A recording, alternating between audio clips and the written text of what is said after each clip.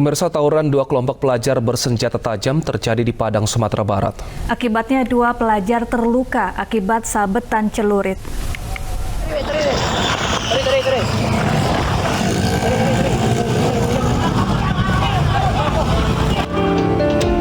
Sekelompok pelajar menyerang sebuah sekolah menengah kejuruan di Kecamatan Kuranji, Padang, Sumatera Barat. Beberapa di antaranya membawa senjata tajam. Kemudian tawuran antar dua kelompok pelajar pun pecah. Tak hanya menyerang sesama pelajar, mereka juga menyerang warga setempat yang berupaya menghentikan tawuran. Dalam peristiwa ini, dua pelajar terluka akibat sabetan celurit. Bahwa ada tawuran di SMK 1, siswanya diserang oleh segerombolan siswa lain yang tidak diketahui identitasnya.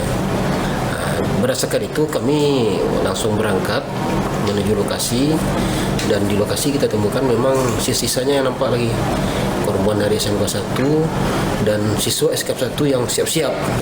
Yang mereka bersiap-siap, sempat ada serangan lagi, mereka akan membalas. Tiba di sana kita berikan pengarahan kepada siswa dan berikan jaminan kepada mereka bahwa kondisi sudah aman. Setelah video tawuran ini viral di media sosial, polisi langsung menangkap sejumlah pelajar yang terlibat. Kini mereka masih dalam pemeriksaan intensif polisi. Dari Padang, Sumatera Barat, Budi Sunandar, iNews melaporkan. Meski berstatus tersangka, Nikita Mirzani dikabarkan pergi ke luar negeri. Kepolisian tidak mengeluarkan surat pencekalan karena Nikita Mirzani dinilai kooperatif. Tersangka pencemaran nama baik yang dilaporkan Dito Mahendra, Nikita Mirzani, pergi ke luar negeri dibenarkan pihak kepolisian Polresta Serang Kota. Pihak kepolisian mengaku yang bersangkutan melalui kuasa hukumnya sudah melakukan pemberitahuan soal kepergiannya itu. Polresta Serang Kota tidak dapat memberikan keterangan mengenai kondisi kesehatan maupun berapa lama tersangka Nikita Mirzani ke luar negeri. Meski proses hukum berjalan, polisi tidak mengeluarkan surat pencekalan soal keberangkatan tersangka ke luar negeri.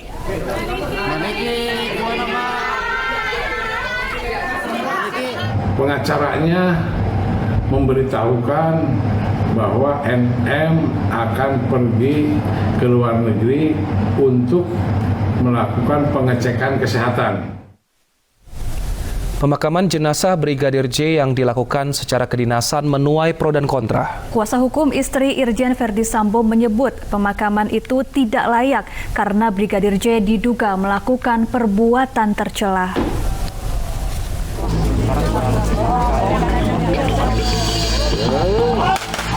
Pemakaman brigadir dengan upacara kepolisian dilakukan setelah proses autopsi ulang selesai. Jenazah dimakamkan di TPU Desa Sukamakmur, Sungai Bahar, Unit 1 Jambi. Pemakaman kedinasan ini sesuai dengan harapan keluarga almarhum. Namun pemakaman Brigadir Nofriansah Yosua alias Brigadir J secara kedinasan menuai polemik. Menurut pengacara istri Verdi Sambo, Arman Anis Brigadir J tidak layak dimakamkan secara kepolisian karena diduga melakukan perbuatan tercela. Terkait hal ini, pengacara keluarga Brigadir J pun buka suara.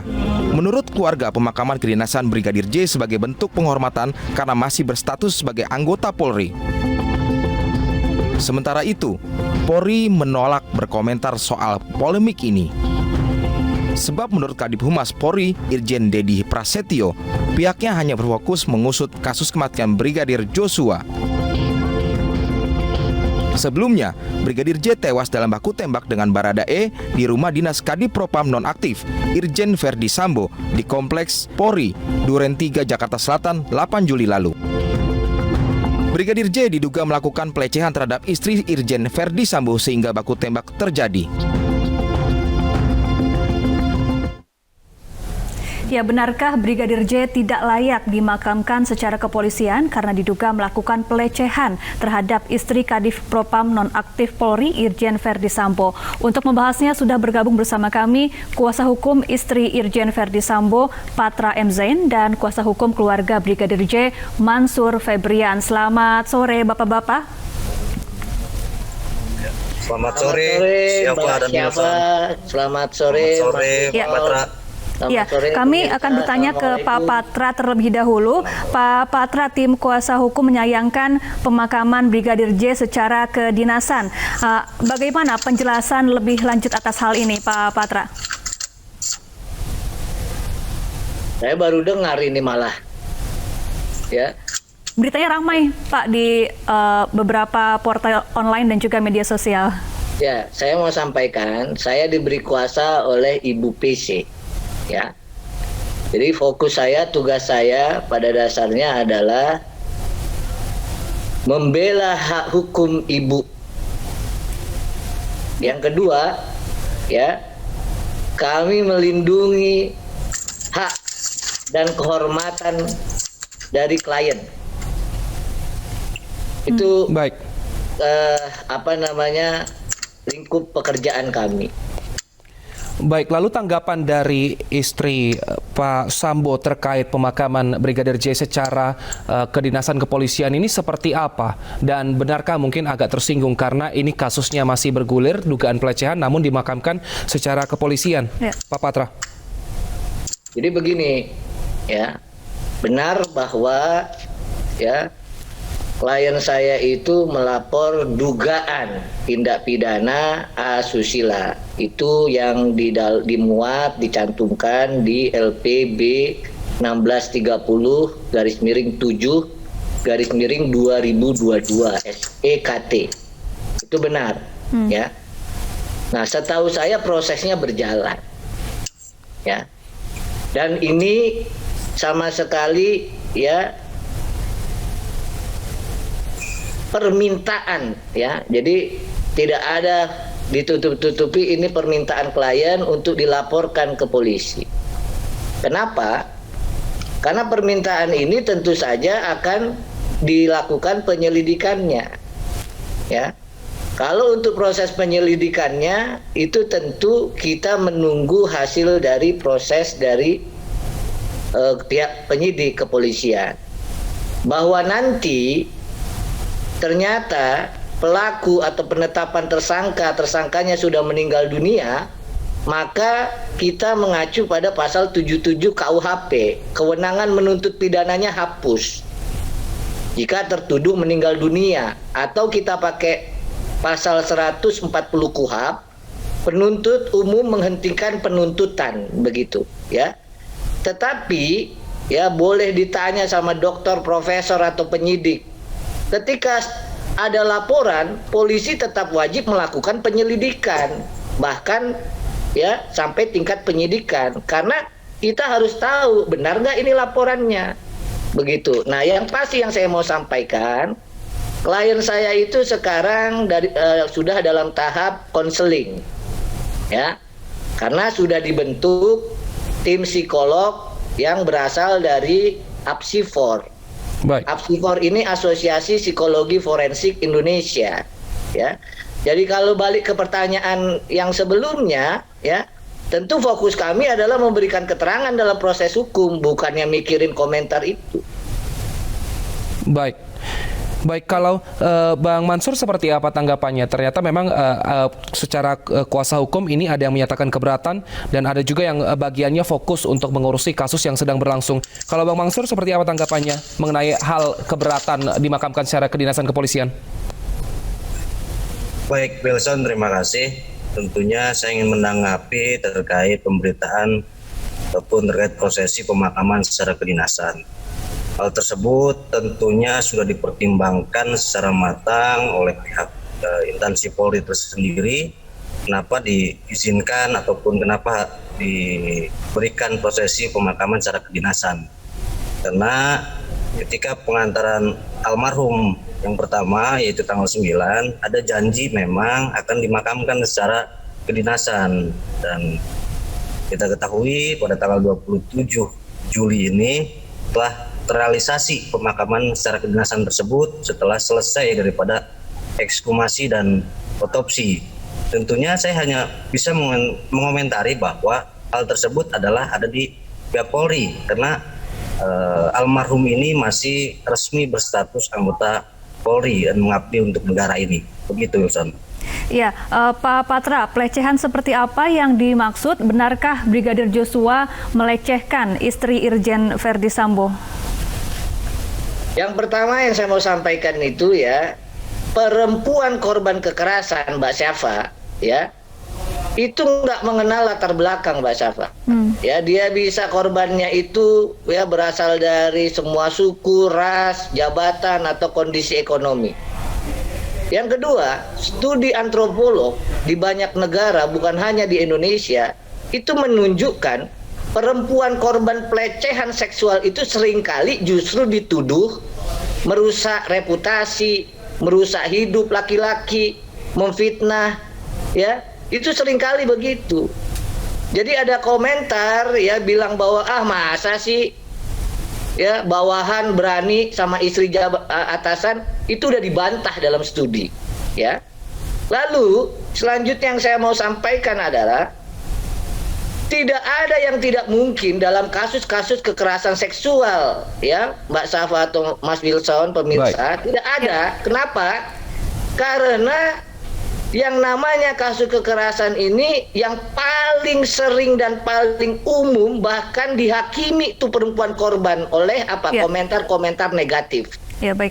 Nah, kalau disampaikan apa benar, ya, sudah kami sampaikan, sudah kami ajukan saksi, kita tunggu nanti proses penyidikannya. Ya. Ya, Pak Mansur, tanggapan Anda yakin dan punya bukti bahwa mendiang Brigadir J tidak melakukan pelecehan terhadap istri Irjen Verdi Sambo? Baik, siapa?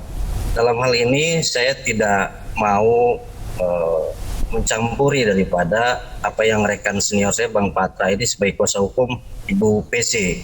Karena konsen daripada tim kami adalah terkait pelaporan adanya dugaan tindak pidana pembunuhan dan pembunuhan berencana, kemudian penyiksaan yang mengakibatkan daripada matinya orang.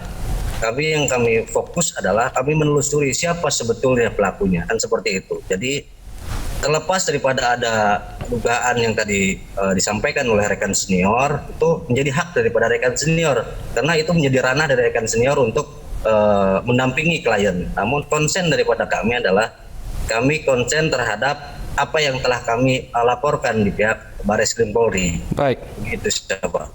Nah, ini rekan Mansur ini kita senang dengarnya, ya. Tapi ada katanya advokat bilang masa nggak mungkin, ya. Itu yang saya bilang ahli nujum itu, ahli sihir. Siapa Sekjen? Ya. Nah, jadi begitulah proses hukum. Kita tunggu saja. Kalau kita apresiasi, ya, kita hormati proses hukumnya, maka sama proses hukum terkait dengan tewasnya almarhum diproses hukum. Lalu laporan kami juga diproses hukum, kita tunggu aja, ya.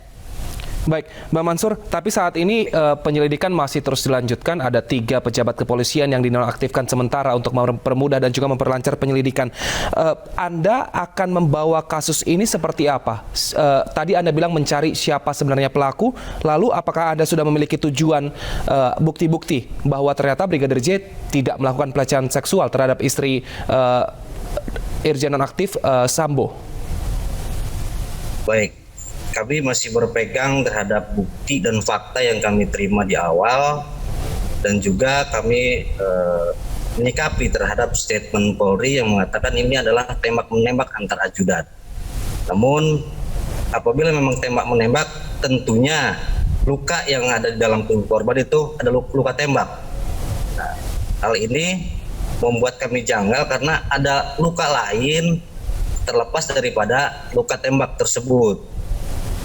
Kemudian ada bukti atau fakta-fakta lain yang kami temukan seperti komunikasi terakhir almarhum, terus kemudian kapan terakhir almarhum berkomunikasi dengan keluarga, dan kemudian ada lagi statement Polri bahwa ketika ada kejadian dugaan mengarah yang sedang ditangani rekan senior ini, bahwa tiba-tiba CCTV katanya mati tersambar petir. Baik. Kemudian sekarang katanya CCTV juga ditemukan. Nah, kami mengapresiasi langkah daripada Polri yang dalam hal ini inline atau sepaham dengan kami menonaktifkan sementara pihak-pihak yang diduga mungkin, ataupun bukan diduga, dalam artian rumah tersebut memang milik daripada daripada Kadipropam nonaktif. Jadi untuk menjamin transparansi dan akuntabilitas, kami masih menghormati dan menunggu daripada tim khusus ini supaya perkara semakin terang dan dapat dinyatakan pada masyarakat dan khususnya mendapatkan keadilan untuk korban. Begitu. Baik, kita nantikan seperti apa penyelidikan dari tim khusus. Ya.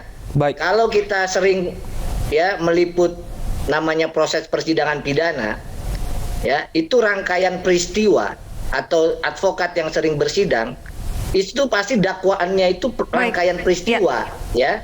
Nah, makanya kita itu perlu tahu nanti dan tunggu, ya. Baik. Mengapa kita tunggu bersama Bang Patra. Begitu ya? Baik. Mengapa sampai Baik, meninggal? kita tunggu nanti Apakah hasil ada rangkaian penyelidikan sebelumnya? polisi dan juga hasil autopsi. Terima kasih Pak Patra M. Zain, kuasa hukum istri Verdi Sambo, dan juga Mansur Febrian, kuasa hukum Brigadir J, telah bergabung bersama kami di iNews Sore. Terima kasih pemirsa. Selamat sore. Baik, pemirsa, ini sore masih akan kembali dengan sejumlah informasi menarik lainnya, di antaranya